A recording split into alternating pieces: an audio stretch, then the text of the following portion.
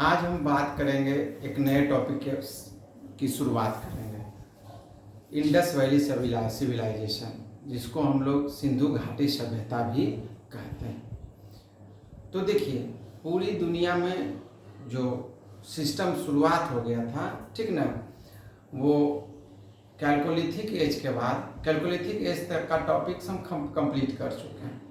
अब chalcolithic as के बाद बेसिकली वो जो ऐसा पीरियड था, वो पीरियड था जहाँ पर कॉपर एज की शुरुआत हो गई थी। लेकिन साथ साथ धीरे धीरे उसमें डेवलपमेंट होते हुए कॉपर के साथ क्या मिक्स किया जाने लगा, टिन मिक्स किया जाने लगा। इससे क्या बना, तो ब्रॉन्ज बना, ठीक ना। इसको ब्रॉन्ज एज भी कहा जाता है। देखिए, कार्बन डेटिंग के हिसाब से जो सिंधु घाटी सभ्यता है, यानी इंडस वैली सिविलाइजेशन,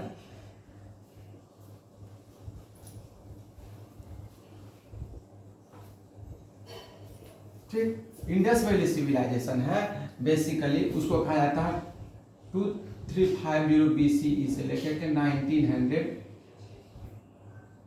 BCE के बीच है, ठीक।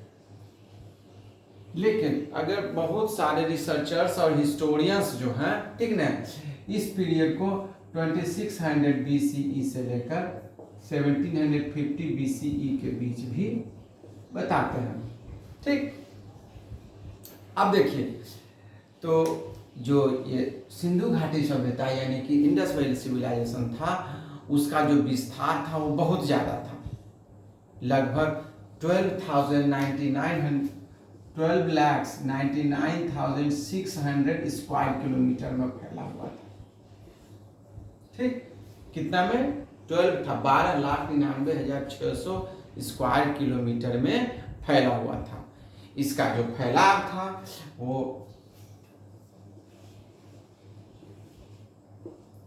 इधर देखिए, इसका जो फैलाव था वो नॉर्थ में कश्मीर के मुंडा से शुरू होते हुए साउथ में दायमाबाद तक था, ठीक। और ईस्ट में, वेस्ट में सुत के को गेंडोर से लेकर कर, ठीक ना, ये बेसिकली कहाँ आपका पड़ता है? बलूचिस्तान में, ठीक। यहां से होते हुए आलमगीरपुर में, ठीक।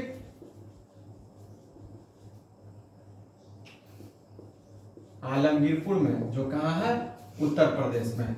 ये बलूचिस्तान से इतना दूर में ये पूरा इंडस वैली सिविलाइजेशन फैला हुआ था, ठीक। अब देखिए, तो इसमें इस जो इंडस वैली सिविलाइजेशन था, ठीक ना, इसका सबसे पहले जो खोज किए थे, सबसे पहले इसके बारे में जो पता किए थे, वो अलेक्जेंडर कनिंघम,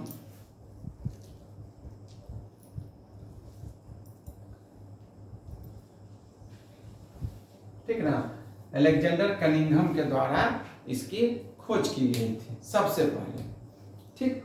अब देखिए, इसमें से अगर कहा जाए तो मोहनजोदड़ो जो था, ठीक ना, मोहनजोदड़ो जो कि जिसको कि बोला जाता था कि कब्र, ब्यूरियल्स का टीला बोला जाता था, है ना, ऐसे मतलब जहाँ पर इसको हिंदी में मृतकों का शहर भी कहा जाता है, ठीक।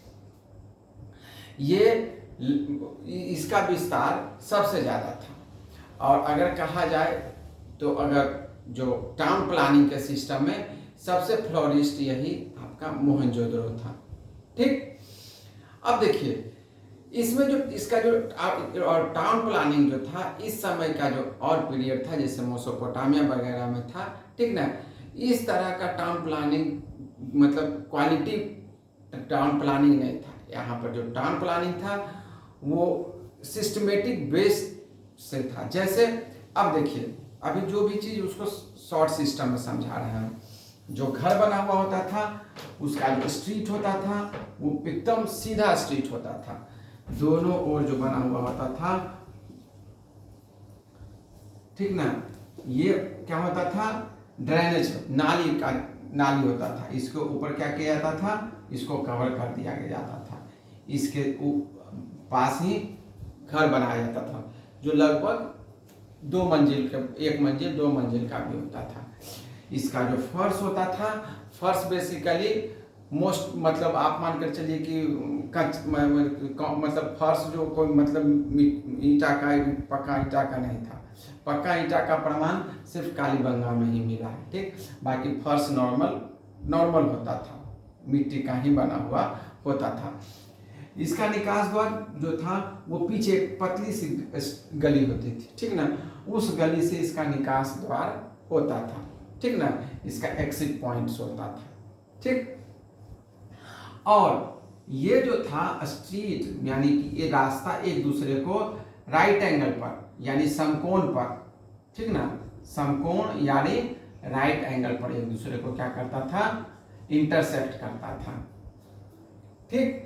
इस तरह का प्लानिंग यहाँ होता था, एक घर के पास एक है, इस तरह से सिस्टमेटिक बेस इसका बस मतलब जो था एस्टेब्लिशमेंट था, ठीक। अब देखिए मोहनजोदड़ो में जो सबसे बड़ा जो घर मिला है, ठीक ना, वो उसका क्या है, जो कि अनाज रखने का जो गोडाउन है, गोडाउन सबसे बड़ा होता था। इसके अलावा ग्रेट बाथ भी मिला है, ठीक ना। ऐसा माना जाता था कि कोई बहुत मतलब पवित्र उत्सव या कुछ इस तरह का किया जाता था तो लोग वहाँ स्नान करने के लिए और नहाते थे, उसके बाद पूजा करते थे। हालांकि मंदिर का कहीं प्रमाण नहीं मिला है, ठीक ना, लेकिन फायर अल्टर मतलब अग्नि वेदिका, यानी कि जहाँ पर लोग बैठकर हवन वगैरह करते थे, इसका प्रमाण अवश्य मिला है, ठीक। अब चलिए इसके अलावा अगर कहा जाए, सबसे पहले हम शुरुआत करते हैं उसका रिलीजियस सिस्टम के बारे में। हालांकि बहुत सारे इतिहासकार अपने अपने से व्याख्या किए हैं कि वहाँ पर कोई रिलीजियस सिस्टम नहीं था, लेकिन ऐसा माना जाता था कि सिंधु घाटी के लोग जो थे वो नेचर से बहुत क्लोजली हेल्ड जुड़े हुए थे। क्यों?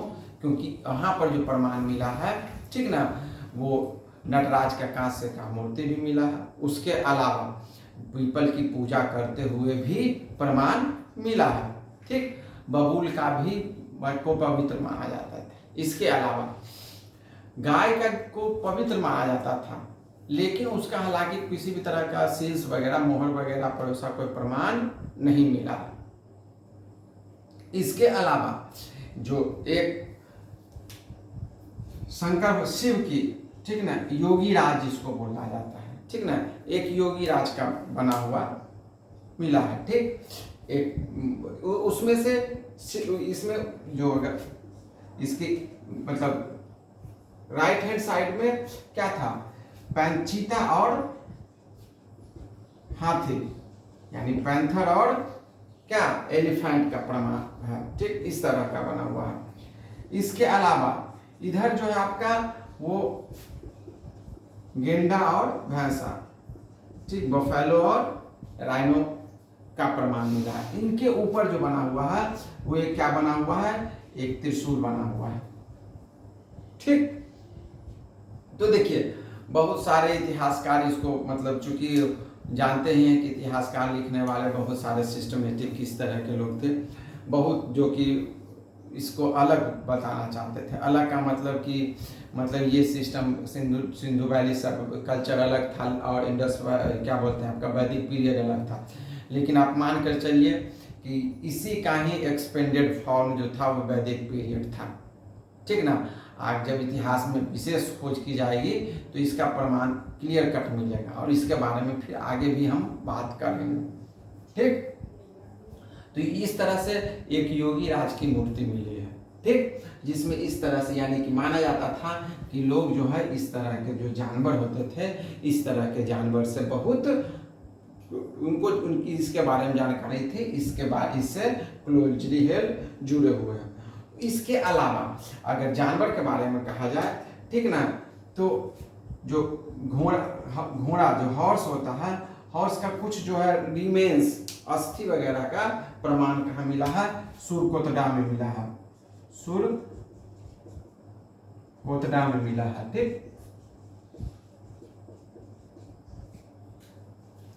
ठीक ना। इस तरह से लोग जो थे बहुत सारे जानवर के बारे में उनको जानकारी थी। इसके अलावा कुछ जो थे जंगली जानवर के बारे में भी उनको पता था, जैसे गेंडा हो गया है ना, उसके बाद बंदर हो गया, मंकी है ना, इसके अलावा भालू है ना, इसके अलावा रैबिट के बारे में भी इनको जानकारी था, है ना। ये सब जो अलग अलग जंगली पशु था उसके बारे में भी पता था। अब चलिए, इसके बाद अलग अलग जगहों पे अलग अलग तरह का प्रमाण मिला है। बहुत सारे इसके जो सिंधु घाटी सभ्यता में बहुत सारे ऐसे जगह हैं, जैसे सबसे पहले आपका मोहनजोदारो है, फिर हड़प्पा है, ठीक। इसके अलावा फिर लोथल है। लोथल बहुत इंपॉर्टेंट जगह है, ठीक, वहाँ पर बहुत सारा साक्ष्य मिला है, ठीक। इसके अलावा आपका बनवाली है, रोपड़ है ना, सुरकोतरा है, मेहरगढ़। तो चूंकि आप लोग को कैल्कोलिथिक एज के बारे में भी बहुत सारा मेसोलिथिक एज से टॉपिक से भी आपको बताया गया है, ठीक। अभी जो भी चीज़ आज इस वीडियो में हम बता रहे हैं सब कॉमन फॉर्म में बता रहे हैं। लोग जो थे यहाँ पर लगभग 11 तरह के अनाज के बारे में उनको पता था, ठीक। कितने तरह के? 11 तरह के अनाज के बारे में पता था। 11 तरह के अनाज के बारे में पता था, ठीक। इसमें से सबसे महत्वपूर्ण कौन था? राइस था, चावल। इसके अलावा क्या था? व्हीट था, गेहूं था।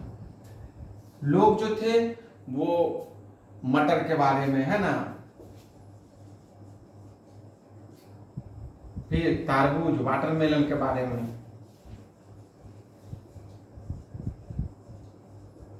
भी उनको जानकारी थी, उनको इसका इस्तेमाल करते थे ऐसा माना जाता है।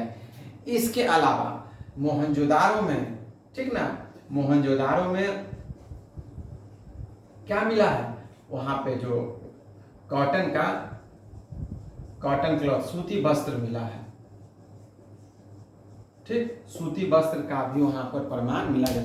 हालांकि हम मानकर चलते हैं कि आगे आप पढ़िएगा कि उसका 2 पार्ट होता था, है ना।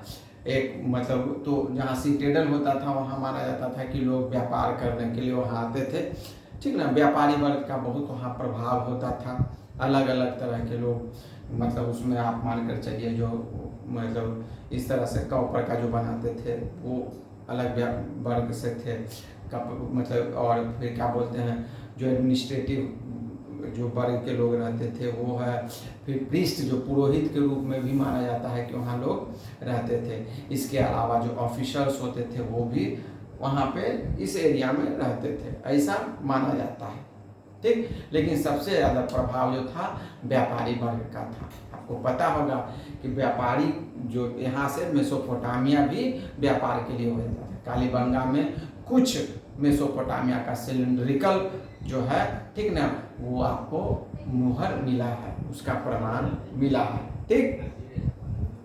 अब चलिए, इसके अलावा अब कुछ जो है ऐसा माना जाता है कि बैल जो है वो पशुपतिनाथ का वाहन होता था, ऐसा इसमें माना जाता है। इसके अलावा फाख्ता,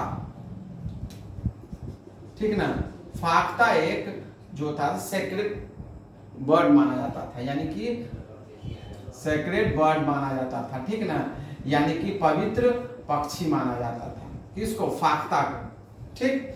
इसके अलावा जो है यहाँ पे मृतकों को 3 तरह से किया जाता था, ठीक ना, या तो पूर्ण रूपेण ब्यूरियस कर उसको, ठीक ना, या तो फिर मतलब पार्टली, ठीक ना, मृतकों को जो मतलब जी उसका मतलब अंतिम संस्कार जो कहते हैं वो करने का जो सिस्टम था वो या तो पूर्ण रूपेण से ढक दिया जाता था, या उसको आदि, इसको बोलते हैं, या तो पूर्ण रूप से समाधिकरण कर दिया जाता था हिंदी में, या तो आंशिक रूप से पार्शियली किया जाता था, और कहीं कहीं दाह संस्कार का भी प्रमाण मिला है। लोथल में ऐसा मिला है कि 2 शव आपस में ही एक दूसरे के साथ लिपटे हुए, ऐसा प्रमाण मिला है। लोथल में डॉकयार्ड का भी प्रमाण मिला है, ठीक ना। लोथल बहुत इंपॉर्टेंट जगह है, इसके अलावा ये आपका पार्ट 1 टॉपिक्स है, ठीक ना। इसके अलावा लगभग ये 4 से 5 टॉपिक्स में जाएगा, लगभग 12 से 15 मिनट का टॉपिक रहेगा। अब बहुत सारा जो टॉपिक हम आपको देंगे उसमें इस तरह से हिंदी इंग्लिश मिक्स करके देंगे, ताकि हिंदी मीडियम के भी जो स्टूडेंट हैं उनको समझने में आसानी हो। आप लोग ज़्यादा से ज़्यादा हमारे वीडियो को लाइक कीजिए, और अच्छा लगे तो इसको ज़्यादा से ज़्यादा लोगों से सब्सक्राइब कीजिए और इसको शेयर भी कीजिए। धन्यवाद। जय हिंद, भारत माता।